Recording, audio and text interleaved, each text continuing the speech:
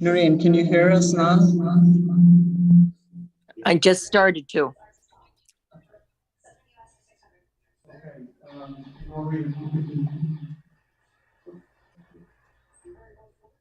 Chairman Payne.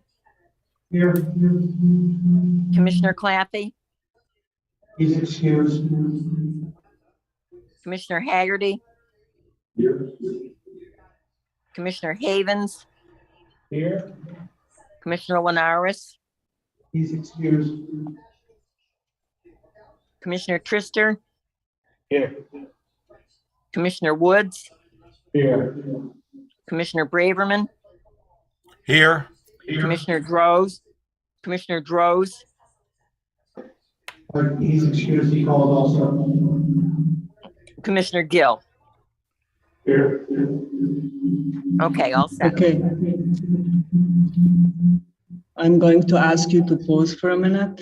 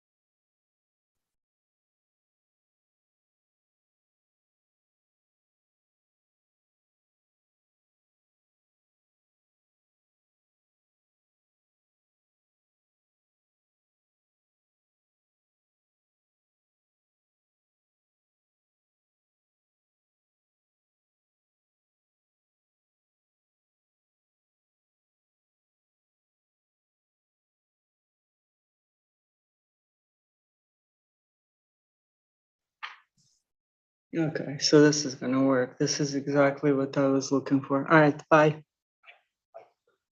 All right, we should be all right.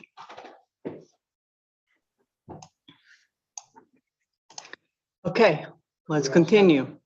Okay, Noreen, can you hear us? Yes, I can. Okay, very good.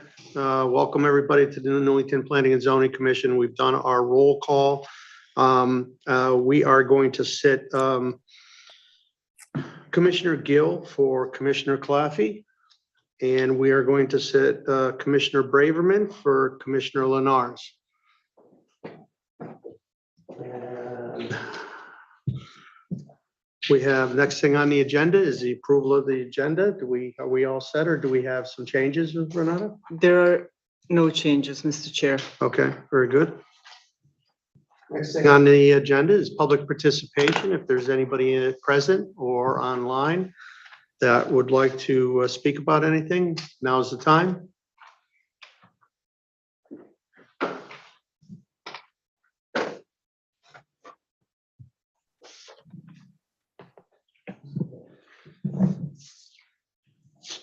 Is anybody online?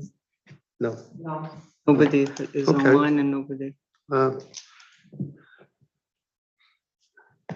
Hearing nothing, we'll move on. We have a spot for remarks by commissioners, if anybody has any remarks. If not, we'll go right into our public hearing, and I will ask the Secretary Havens to read our procedures for the public hearing, please. Certainly, Mr. Chairman. Procedures for the public hearings. The order of proceedings of public hearings shall be as follows. A, convening by chairperson. B, reading of the notice by the commission secretary or a commissioner designated by the chairperson to act in their stead. C, presentation by applicant. D, town planner report on the application. E, persons wishing to speak in favor of the application, limited to 3 minutes per person.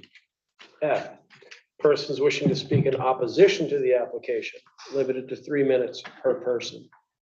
G, rebuttal by the applicant, limited to 5 minutes total. During a public hearing, it shall be within the discretion of the chairperson whether the time limitations should be varied slightly, provided the commission consents to any such variance by a majority vote. Very good. Thank you very much. And our first petition is petition 31-22, zoning regulation amendment, section 4.4.5, to remove the setback requirements for detached mechanical units. Applicant, Newington Town Planning and Zoning, contact Renata Bertelli. Renata, would you like to fill us in on this, please? Yes, I'm just trying to figure out now how to share this document, which is also not apparently going to be my strong suit here. But at any rate, you have, so let's stop share for a second here. You have received in your packet the proposed regulation amendment. It is something that I have wanted to propose for probably several months. After I have been here about a year, I realized that one of the most frequent applications that ends up in front of our zoning board of appeals is an application for location of these mechanical units, such as air conditioning, compressor units, and things of that nature, which are currently required to meet our normal setbacks. And people normally do not have space next to their house because they are very location specific where they can go next to the house. And then to also meet the side and rear yard setbacks, frequently side yard setbacks. Because of that, we have drafted a regulation amendment, which I will read for record because I can't show it. That says, and it's located under section 4.4, 4.4.5, which deals with yards in residential zoning districts. And it says under subsection E, detached mechanical units in R7, R12, and R20 zone, propane tanks, mechanical equipment, generators, and similar components less than 15 square feet in size and located in a side or rear yard shall not be required to adhere to setback requirements, provided that no portion of unit is located further than 10 feet from the principal structure, or closer than 5 feet to a property line. A plot plan shall be provided to verify the location. For corner lots, the front yard shall apply only to the portion of the property where the main dwelling entrance is located and the general direction in which the principal building faces, as determined by the zoning enforcement officer. This is exactly kind of thing that we want to do with our zoning regulations. When we have a lot of requests for relief of a rule, that means that generally there is something in that rule that we need to take a look at and review and correct. We feel that 5 feet is sufficient setbacks. The modern air compressors and the modern like AC units are much quieter than what used to be 20, 30 years ago, which was the general sentiment why they were left as to needing to meet like normal setback requirements. We also received a letter from the Zoning Board of Appeals in support of this proposal. And that's really all that is to this small amendment to the zoning regulations. It's pretty straightforward. Very good. I'll go to questions from the commissioners for staff. Anybody have any questions? Yes, Renan, as far as generators, to understand the generator can be put farther away from the house? You know, how far away from the house can it be located? So under our regulation, we're saying no more than 10 feet away from the house. And the intent of that is really to not have these random, because this covers number of units, number of these detached units. We would not want to have people locating all kinds of mechanical equipment all over their yard. That is not an intent of this regulation. This is really for generators, AC units, things like that. Okay. Because the concern I have is locating the generator, farther away from their house, when it ends up to be closer to somebody else's property. There's requirements as far as a generator and the air conditioning unit that it can be a certain distance away from the house. I think that should be put into there, that the unit needs to be as close to the house as it can be by the requirements of the piece of equipment. I think because of the side yards, that's usually happening.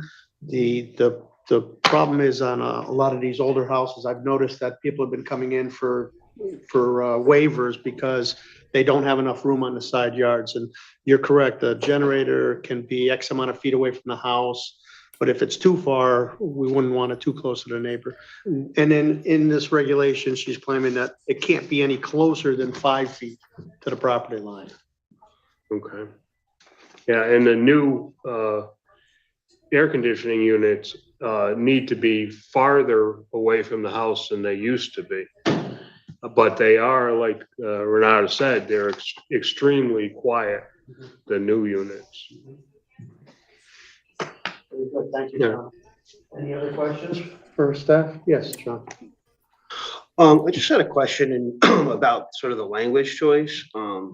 In the proposed regulation, like in the memo, we talked about like AC units, AC condensers. Is there a reason why we're not specifying that specifically in the regulation? We just have mechanical equipment, which I assume covers AC compressors and that kind of thing. But what else does mechanical equipment could that be? So I think we kept it more general because I don't know what kind of mechanical equipment can happen in future. Okay. We're seeing all kinds of changes when it comes to these energy type of things.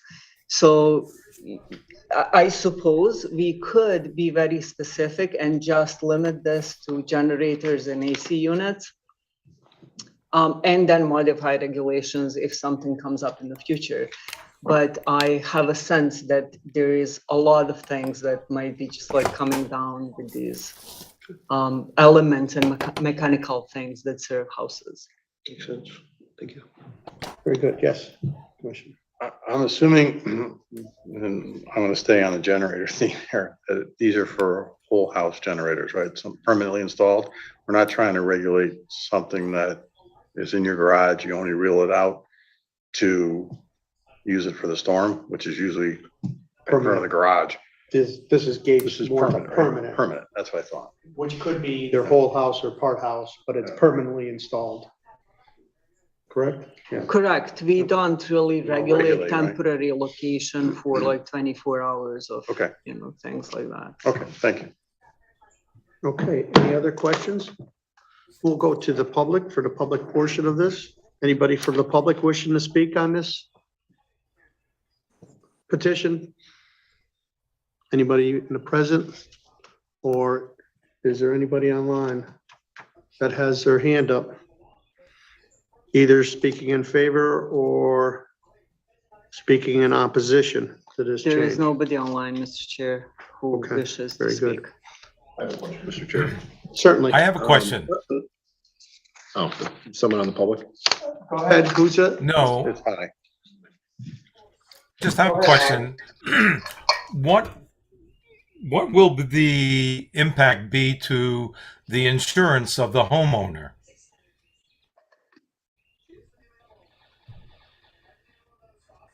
As to the location of the generator? I don't know, but I don't know that that is affected by whether that location is secured by the variance or by the regular regulation. Okay, just curious. Thank you, Commissioner Braverman. Anything else? Okay, Commissioner Haggerty, go right ahead. I'm not very familiar with standby generators, and it's certainly the size of them can vary depending on how much you're trying to power, but it's 15 square feet. Is that too restrictive for a home generator? I wouldn't think so, No. but It should be smaller than that. yes. Okay. Thank you. Yeah. 5x3 should cover that. Yeah. It provides plenty of room. Yep. Any other questions? Anybody from the public? Either speaking, Nobody. still nobody on. Okay, hearing none. I'll entertain a motion to close petition 31-22 and move to old business for action, possible action. So moved, Mr. Chairman. Okay, we have a motion moved by Commissioner Havens. Do I have a second? Seconded. Seconded by Commissioner Haggerty. Any discussion on the motion? All those in favor? Aye. Anyone opposed? Anyone opposed? Motion carries unanimously.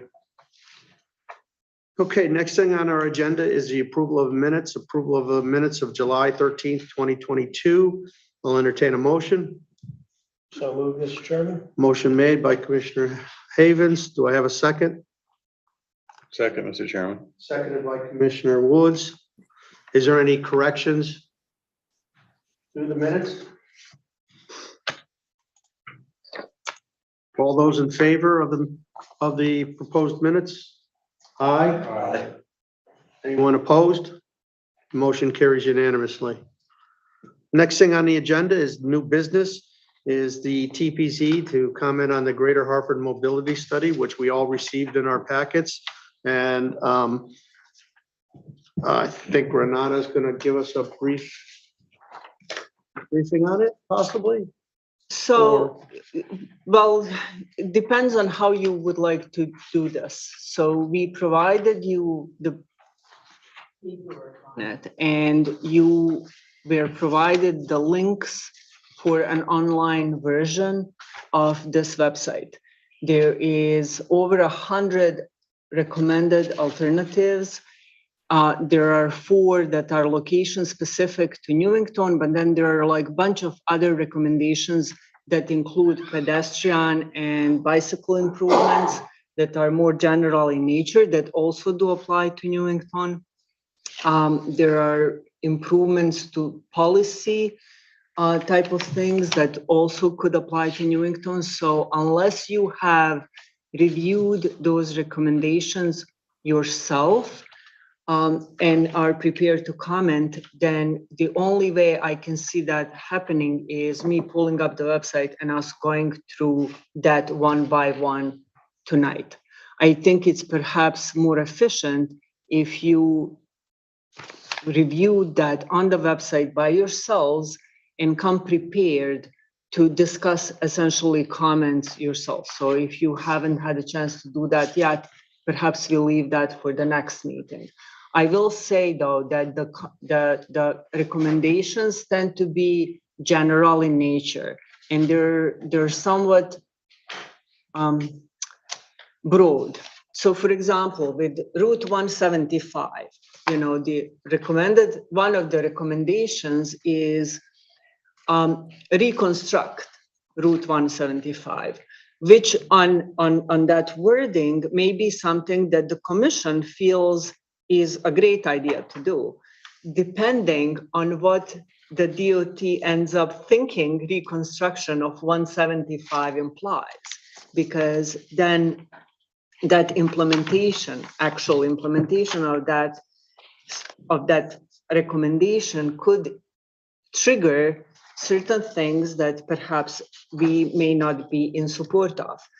So what I would recommend is review those, keep in mind that they're general, and then when you provide your recommendations, keep in mind that, this is based on, good idea, but we want to have an input once you come up with an implementation on this, because if this is something that is going to create bike lanes and sidewalks, then maybe great, we will love that. But if this is something that is going to include roundabouts, then, who knows how the community would feel about that. That may be something that we would need to think a little bit more about. So I think that's the best that I would tell you. Is the web information listed in here? It is, and I can send you the link, and I can even show you if you give me a second. When at your convenience later, send us all the link. Yes. And if the other commissioner, I've read most of it, but not all of it. And I haven't looked at the link yet. Maybe we continue to do that and then have this on the agenda for next meeting to discuss in more detail. Because the website is very easy to follow. Okay. Like you go to the main frame and then it says alternatives and you click on it and then it's by the category. You can look by the location specific, you can look by whether you want to look at pedestrian improvements or bicycle stuff. It's well designed and user-friendly website for sure. But just I think we need to frame our comments carefully. Mm-hmm. Okay. All right. Yep. Any other questions concerning Greater Hartford mobility study? So we'll leave that on the agenda and we'll get on the links and discuss it for our next meeting again. Under old business, we have petition 31-22. Zoning regulations amendment, section 4.45 to remove the setback requirements for detached mechanical units application, Newington TPZ, contact Renata. I'll entertain a motion. Mr. Chairman, motion to approve petition 31-22 zoning regulation amendment, section 4.4.5 to remove the setback requirements for detached mechanical units. Applicant, Newington TPZ, contact Renata Bertodi. Findings. 1, the proposed amendment is consistent with the plan of conservation and development. 2, the effective date of this regulation shall be 15 days from the date of publication of the notice of decision. Okay, we have a motion on the floor. Do I have a second? Second. Mr. Chairman. Seconded by Commissioner Gill. Any discussion? Mr. Chair, would it just, is the comment from the ZBA going to be written into the regulation about generator noise testing? Or About what? I'm sorry. testing of generators conforming to local noise ordinance? Will that be part of the regulation or in ZBA comment at the bottom?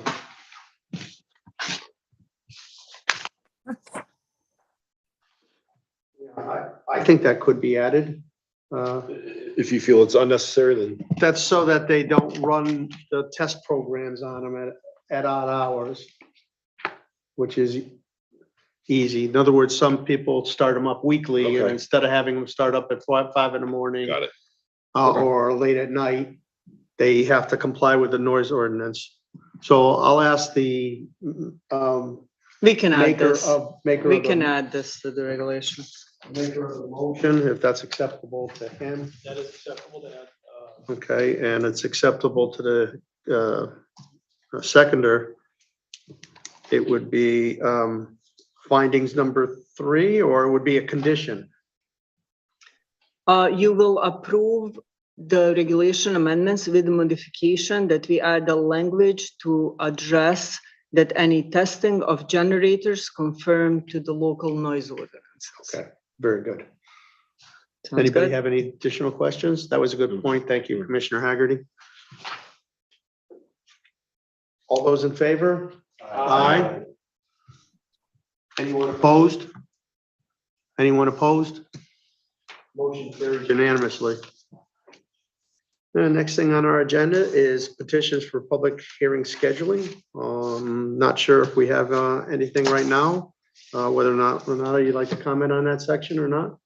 So we don't have anything officially to schedule, but I do anticipate you having some applications coming up in the next, on the next several meetings. Okay, very good.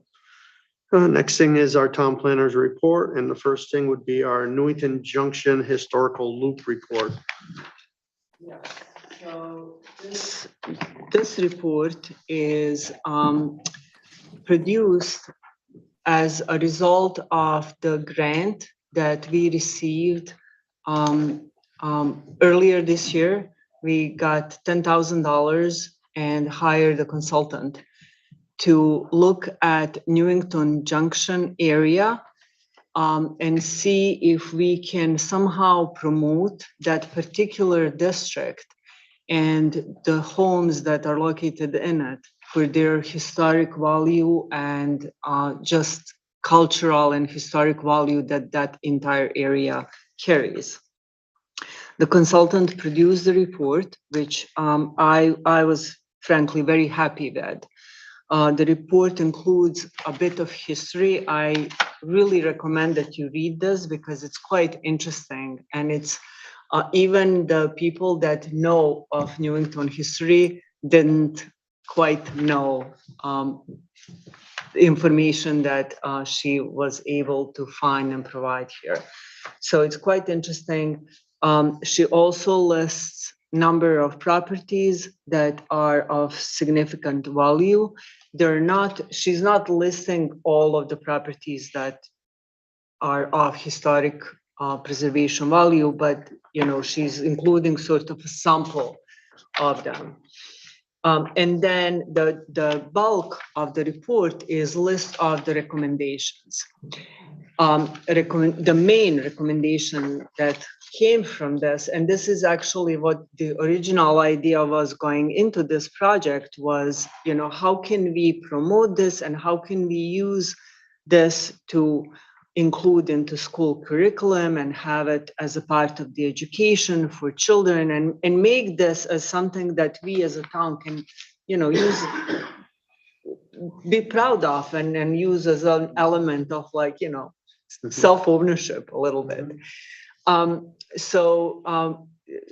Our consultant talks about these interpretive panels, which are essentially signs that include information on this area that would be located in 5 different sections around the Newington Junction area. And those signs would then include some other elements like barcodes that you could load on your phone, and you could take a tour and be informed on what are you walking by and things like that. So we will definitely look into getting an implementation grant, which is the second step of this project, and that was a planned second step, to try and see if we can get some money for these interpretive panels so that we can sign the area. She also includes other recommendations in other list of other recommendations in report, including how to work with schools, how to create this as a something that we could that could be a destination, that we could advertise on the social media and on town website. We talk about the importance of local historic districts versus local, and in particular in our case, because when you have designated local historic district, that generally implies regulation. That implies that you have a historic commission that then has to vote whenever there is a change to a home or a property that is located in that district. We feel that by creation of this district through interpretative signage and through some other measures, we could actually create a district, a neighborhood that is not designated historic district with a historic commission, but it still provides this feel and element and is distinguished. Like you walk in and you see the signs, you know where you are. So that could, we hope, entice people in the area to just keep their homes in a better repair and in a good repair, and showcase them essentially as a part of this.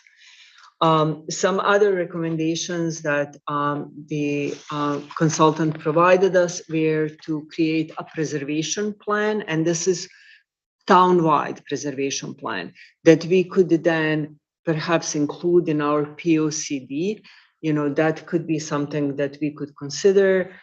She talks about creation of historic district map and cultural resource map and historic resource inventory. This is another thing that I know that I will want to look for grants for. There are grants available for these kind of things. And as a town, we are so abundant with these historic assets. We really should take a good count and at least be aware of what we have. And then lastly, I think she talks about perhaps considering becoming a certified local government or getting that certified local government status for the town, which would open us up to some, and that would imply that perhaps a town-owned property would have to be regulated historically. So we could take, an eddy, we could take one of our properties. We could take one of the properties that the town owns, designated as a historic district, and use that to become a certified local government, which would open us up to other grants and other funding streams. Okay.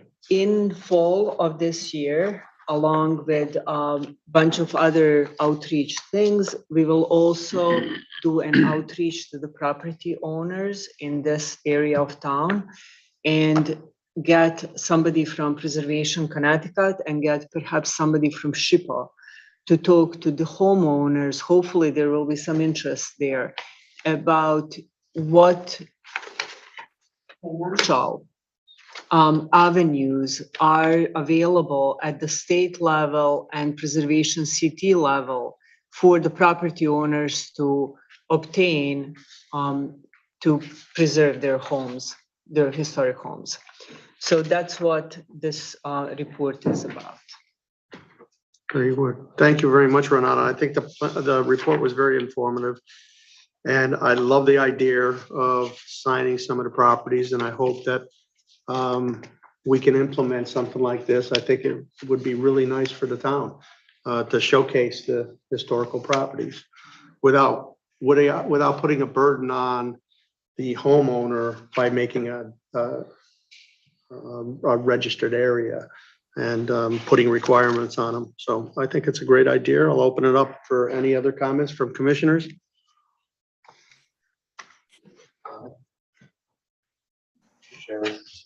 Certainly.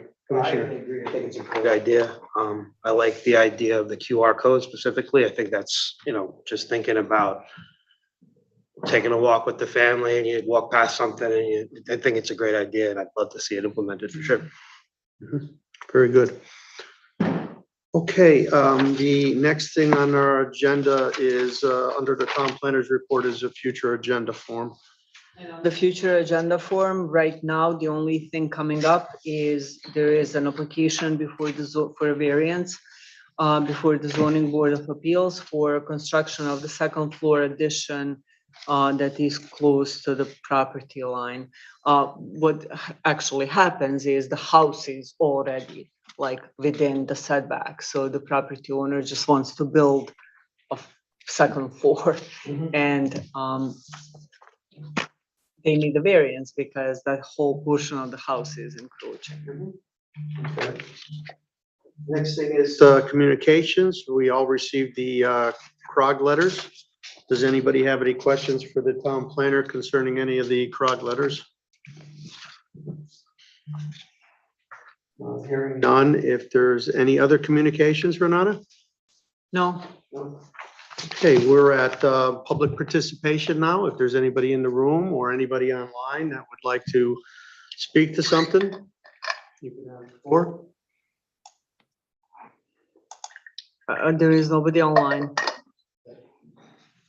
Very good.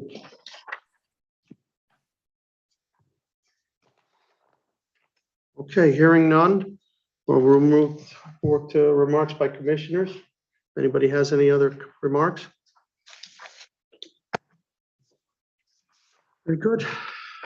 Hearing none, a motion to adjourn. Mr. Chairman. Motion made. All those in favor? Aye. Opposed? We are adjourned. Thank you very much, everybody. Thank you. Thank you.